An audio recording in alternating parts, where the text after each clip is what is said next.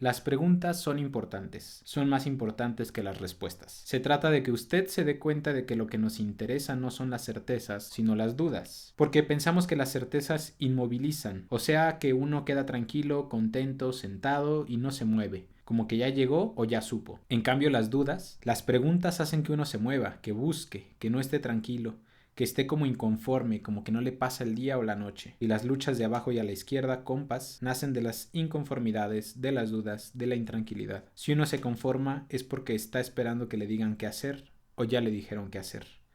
Si uno está inconforme, está buscando qué hacer. Subcomandante insurgente Moisés, subcomandante insurgente Galeano, director de la Escuelita Zapatista, México, julio del 2015.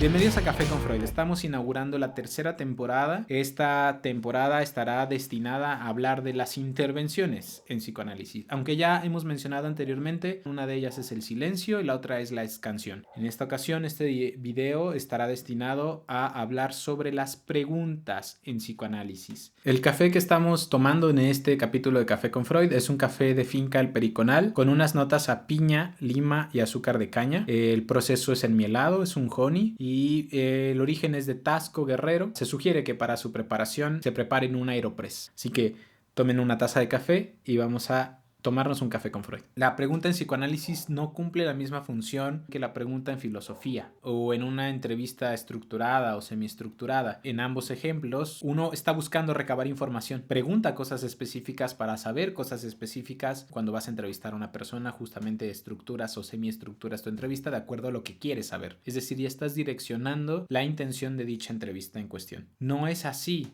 la pregunta en psicoanálisis. Entonces, ¿para qué pregunta un psicoanalista a sus pacientes? Si vamos a hablar de las intervenciones en psicoanálisis, vamos a hablar también de la interpretación, la confrontación, la clarificación, la construcción, etc. Todas y cada una de esas intervenciones, incluidas el silencio y la escansión, tienen una razón de ser. No se utilizan arbitrariamente. Hay que decir que la misma norma, la misma sugerencia se ocupa para las preguntas. Uno no pregunta nada más porque sí, hay que decirlo, es un mal de los psicoanalistas. Hay psicoanalistas que tienden a preguntar mucho. A mí me pasó en una ocasión que una paciente me dijo, es que nada más te la pasas preguntando, ¿no? Y no fue sino hasta que lo llevé a supervisión de casos que justo cuestionamos por qué preguntar tanto. No siempre son buenas las preguntas constantes. Hay veces que conviene guardar silencio. Hay veces que conviene interpretar. Hay que saber cuáles son los lineamientos para poder hacer cada una de las intervenciones. Y eso es precisamente de lo que hablaremos en este video.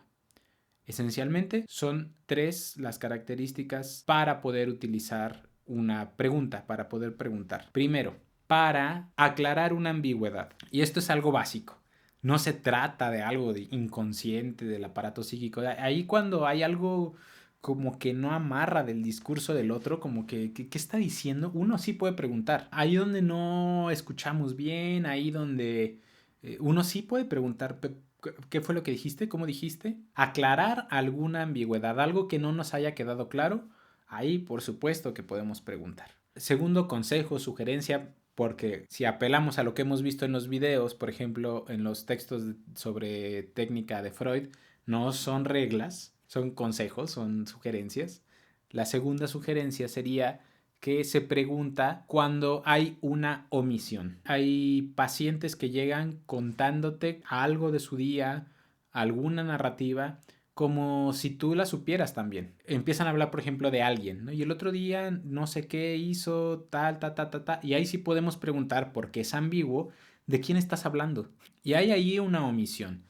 También hay veces en que se omiten los nombres. Por ejemplo, recordemos que cuando habíamos hablado de la libre asociación había momentos en que Freud había olvidado el nombre de Signorelli y los olvidos también se trabaja con ellos. Y hay momentos en que las omisiones son propositivas y voluntarias, lo dice también Ernesto Sinatra, que hay momentos en que un paciente prefiere no decir el nombre de alguien. Luego de 4 o 5 sesiones, un paciente puede estar hablando de alguien sin mencionar su nombre, mi pareja, ¿no? Entonces son 3, 4 sesiones hablando con ese calificativo, ¿no? De mi pareja. Y no es hasta la 5ª o 6ª sesión que se atreven a nombrar Por ejemplo, en las conferencias de introducción al psicoanálisis, cuando Freud habla del olvido de los nombres, hay momentos en que puede ser inconsciente o no. No lo sabemos, pero lo que sí sabemos es que en el discurso hay una omisión y uno sí puede intervenir sobre esa omisión. Y uno puede preguntar, ¿de quién estás hablando? ¿De quién se trata? Recordemos que toda intervención no vamos a conocer su resultado, es decir, no vamos a saber si fue una buena o mala intervención, sino a posteriori. Nachtraglich. ¿Tuvo un efecto? No tuvo un efecto. ¿Generó más material asociativo? No lo generó mayor resistencia. Una pregunta puede ser buena o mala, pero no lo vamos a saber hasta descubrir su efecto. Por ejemplo, si el olvido de un nombre fuera inconsciente, a lo mejor preguntar si favorece que aparezca. Pero si es consciente y uno está protegiendo ese nombre y prefiero no decir el nombre de mi pareja, de mi patrón, de mi amigo con el que tengo un problema, qué sé yo, y uno interviene, a lo mejor aparecen resistencias. De todos modos, eso se trabaja. Ya van 2 razones por las cuales pregunta un analista a su paciente. Va una tercera, la última, que para mí es la más importante de todas. Un analista pregunta para generar más material asociativo. Esto puede parecer ambiguo en el sentido de que todas las intervenciones están precisamente encaminadas a generar más material asociativo. Todas.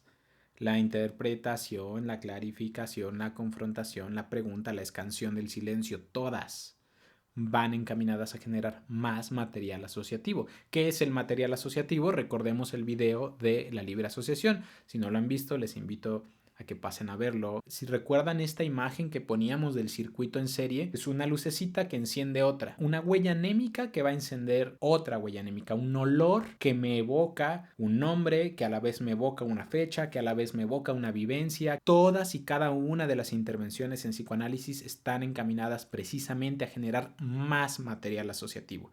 Por eso es un poco ambiguo que diga que la tercera función de la pregunta en psicoanálisis es generar más material asociativo, porque pues esa es la finalidad de todas las intervenciones. Pero lo voy a decir de otra manera. Se pregunta para, a través del contenido manifiesto del paciente, llegar al contenido latente. Se trabaja con el discurso consciente del paciente para poder llegar a lo inconsciente. El paciente siempre va a llegar con un discurso sumamente estructurado.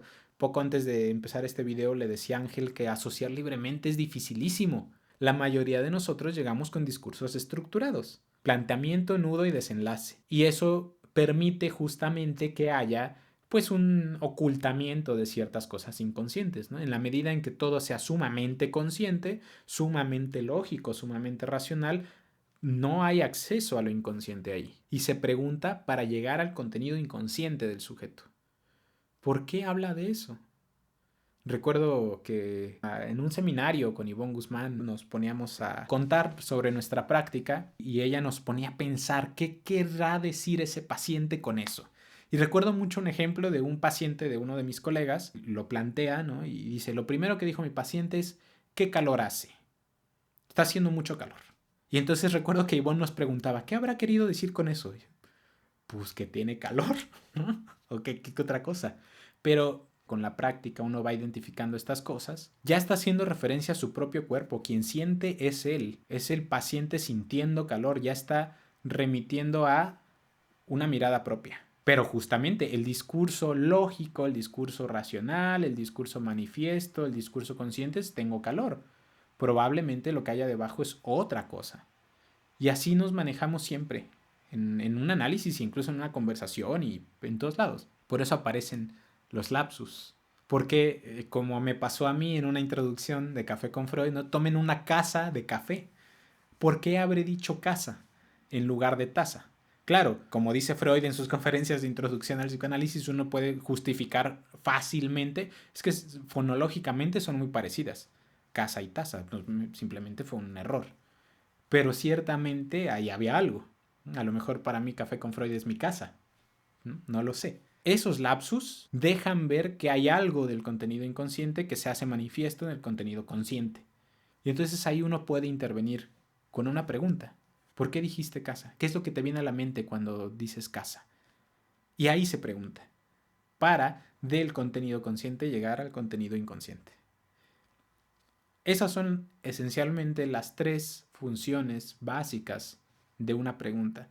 De modo que ustedes pregúntense, pacientes, analistas, cualquier persona que nos esté viendo del otro lado, ¿preguntamos a cada rato, nomás porque sí?